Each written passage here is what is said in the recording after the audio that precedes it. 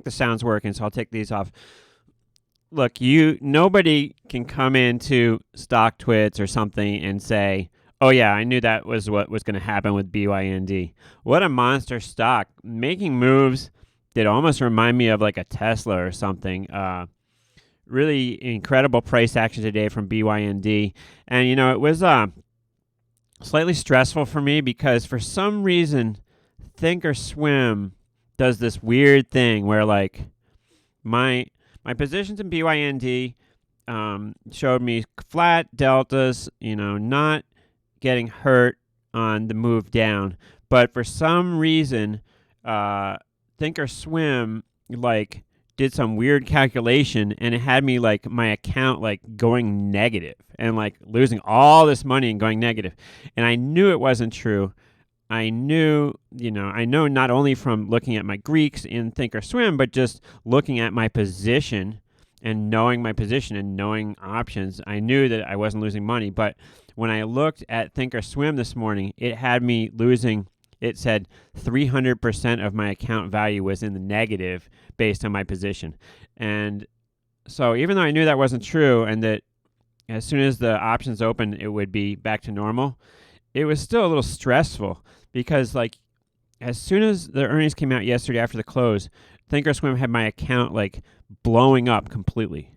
And I'm like, what? I'm long like 2 deltas. How can my account be blowing up? But they had my account blowing up completely. And there was even a call, like a risk call from Thinkorswim this morning.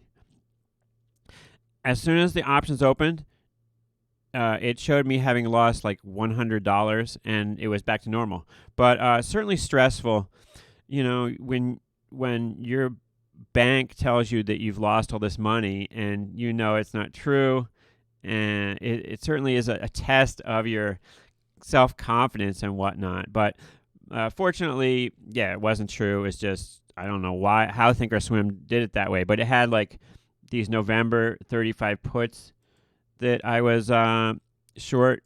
It had them worth like $50. So I'll show you which put on here. It had these, let's see, BYND. It had these, let's see, November 145 puts. It was saying these were worth $53. So I don't know what's up with that, but they got to get their game together because it was stressing me out. I was like, I know I didn't lose any money, but my account shows me like going negative. So who knows what's up with that? Anyways, one of the reasons I wanted to come on today was I wanted to initiate this strategy that I've been talking about for UVXY. I wanted to do it.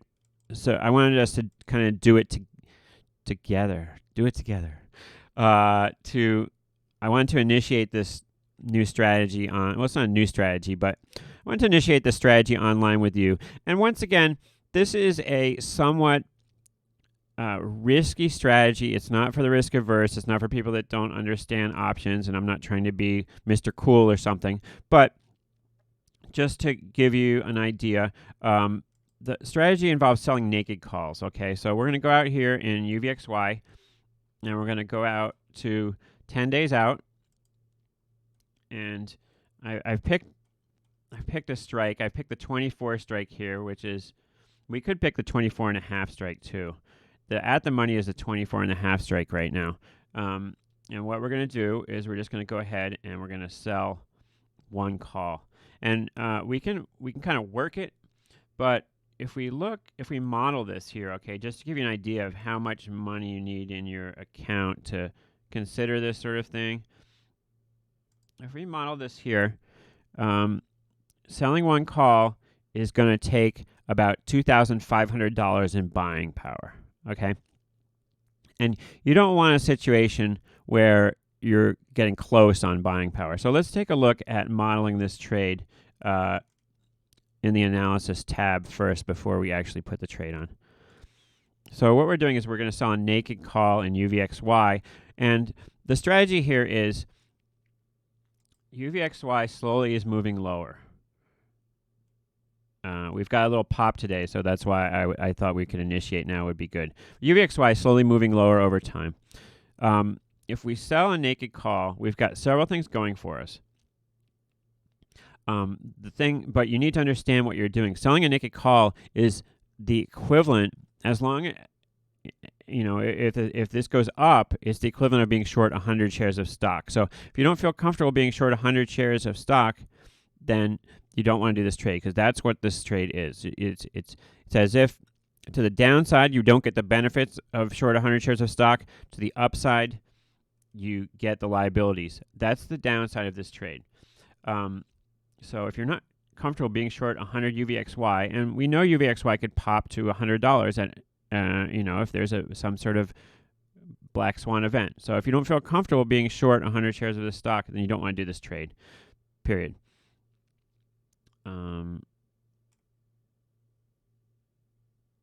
Yes, I will ask TOS what their problem was. I know what it is, though. They're creating theoretical values for the options. What they should do is they should just settle your account on the closing marks. Or if they want to do better than that, they could do like the midpoint of options right before the close or at the close, and just leave it till the next day. And then when it reopens where it's trading. Instead, they're trying to get neat, cutesy with it and be like, okay, well, now that the stock's down, we're going to estimate what your position is. And it's weird. I try to talk to Thinkorswim before, and what you have to do is open a ticket, and then this guy comes on, and it can be really a pain in the neck. I was having problems with the UVXY because of the certain margin requirements before for it. And so I would open a ticket and talk to them, and the guy who you open a ticket with usually doesn't know anything. So you essentially have to call a risk desk, and then they go back and forth and get an answer for you. But it's definitely doable. But we could ask maybe Dan Kaufman. Check my interview with Dan Kaufman. He was one of the creators of Thinkorswim. We could ask him maybe next time I talk to him. But I essentially know the mechanism that's going on, and therefore it makes it slightly less scary, but it's annoying anyway. All right, so UVXY. You sell a naked call. What you've got going against you is that you are essentially shorting UVXY.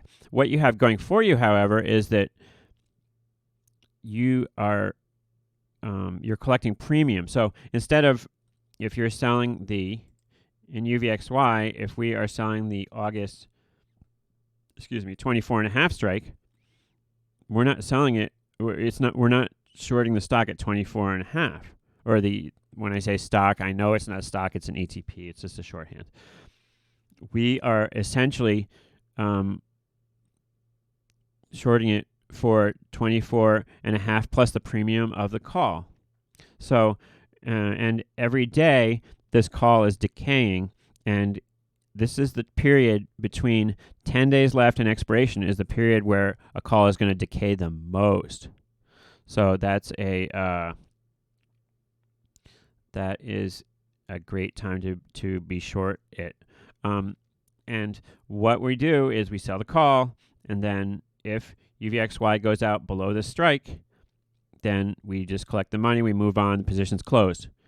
If UVXY goes out right at strike, then we're probably going to roll this call away, because when you don't want to go out on expiration short something that's exactly at the strike, because that way you don't have control over the situation. Whoever is long those calls has control over the situation, and thus it puts you in a difficult situation, because you don't know if you're going to get assigned on the call or not if you just leave it. If we're pinned at 24.5, which means if UVXY goes out right around 24.5 next expiration and we're short this call, we're probably going to roll it to the next week, because we don't want to sit there pinned and not know what's going to happen, whether we're going to get assigned or not. Not to mention that we would probably be selling another call in the next week anyway, so it would make sense for us to just roll it. Okay, and I'll answer your other question. I'll answer your other questions soon. My next interview is coming out today, probably. Have I looked at other platforms? Yes, I have looked at other platforms. I really do think TOS in many ways, and also I've negotiated myself good rates with them. And so, what if Fed announcement goes wrong? Well, that is the whole game of things. The market right now, this stuff is popped up, right? UVXY, probably due to fear about this Fed thing. So, a lot of things can go wrong, of course, but we're gonna do this in a mechanical way. So start selling a call every week, and we'll just manage the position. And that's why I wanted to do it with you, so we can watch it and trade it together. Hey, what's up, Bri? Yeah, I like Thinkorswim. It's very powerful in many ways, and I don't even understand everything about the way it works, as far as like all the things you can do on it. I'm no expert, but there's some really cool things you can do with looking back on what stuff was trading in the past at, and volatility and changing things. It's very interesting. The other platform that I currently have right now is tastytrade, and we can look at that together sometime. It is interesting. It's a little different. It's not as intuitive. I'm sorry. It's not as powerful. The guy who made Thinkorswim, Tom Sosnoff, he left Thinkorswim and started tastytrade, and they made their own platform. Yes, thank you, Edward. We are going to hold hands and do a kumbaya and do this trade together. And the good news is as we sit here and talk, the call is getting slightly bid up. So let's sell one of these August calls right now. The market is 166 bid at 169. So I'm going to go in, offer it at what would you say, 168 maybe? So one call at 168. So that's kind of above the midpoint here, and we'll see what happens. All right, so we are the best offer. I'm going to switch to my custom screen here so you can see the market and size. So yeah, there's one lot offered at 68. We are the offer right now. And we're not getting filled. 67 bid went away. So I'm probably going to go down to 167 here. So cancel replace at 167, which is the midpoint. And we are filled at 167. Yeah, I like Tastyworks too. We'll pull up Tastyworks together. The only thing that bugs me about Tastyworks is that there's all these like recommendations, like, oh, Johnny Tastywork is buying this one spread in like SPX, and some other guy is doing this, and it has all these like ideas, like, oh, this guy bought a one lot and he's managing it at 50% or something like that, and that part of it kind of drives me crazy. But the great thing about Tastyworks, of course, is that there's no charge for closing trades. That's huge. I don't really even completely have a problem with people using Robinhood because it's free. I don't have enough knowledge about Robinhood currently and the options with it to talk about it even, so I'm not going to. But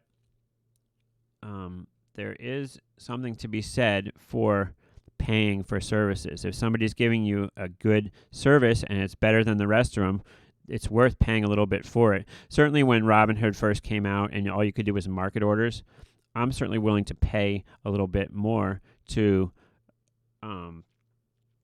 have the power to not just do market orders, that sort of thing. And when you're first starting out, you're not doing that many trades. So, all right, so this trade currently going against us immediately. The call is now 171 bid at 174, but that's okay. We'll just wait and see what happens, and we'll check back on this.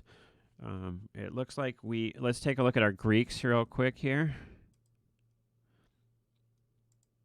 So we are currently short 55 deltas, and we're collecting $7 a day. So that's nice. But yeah, if we look up like 25% in this, if we check out to the upside 25%, our risk is to the upside here, of course, because we're short deltas and we're short the call. If we look up 50%, we're going to require twice as much capital as it does now. So keep that in mind. I would say like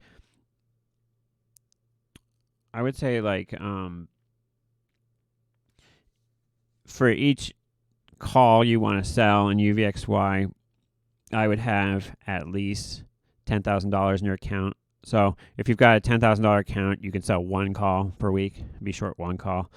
And that's even more aggressive than some people. You know, some people say, oh, you should only use like 1% of your capital. So you need $100,000 to sell one call or something like that.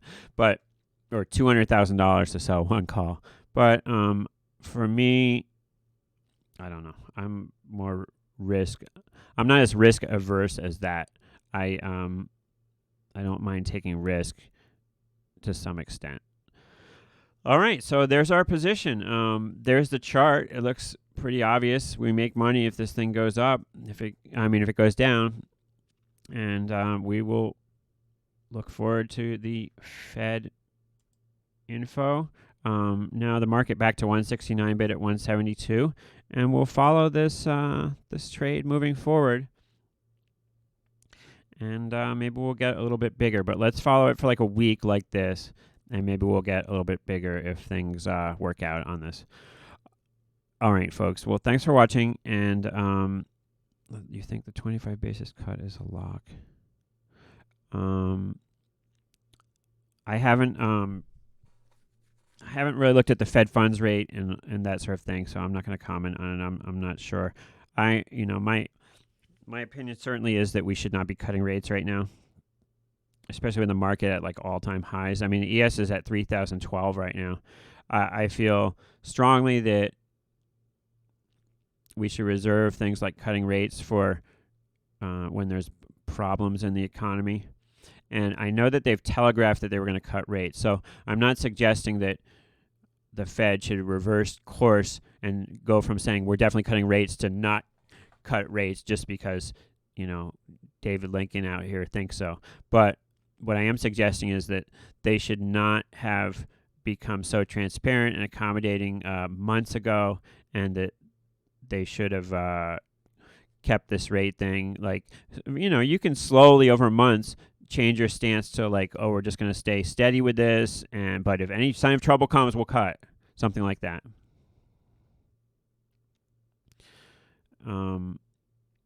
So that's my opinion on rate cuts. And it's not a partisan opinion. I think that the Fed should be independent of the administration. That's the whole point of the Fed. And, whether it's a Republican or Democratic administration, that certainly I think is true. And, it's nothing. People might get mad at the president for cajoling the Fed. There's nothing new about that. And I think actually there was a president who held a gun to one of the Federal Reserve chairman's heads, like literally held a gun to his head at one point. So in our history as a country. So some of the stuff that the president does right now seems outrageous, but it's not new in this country's history for things like that to happen.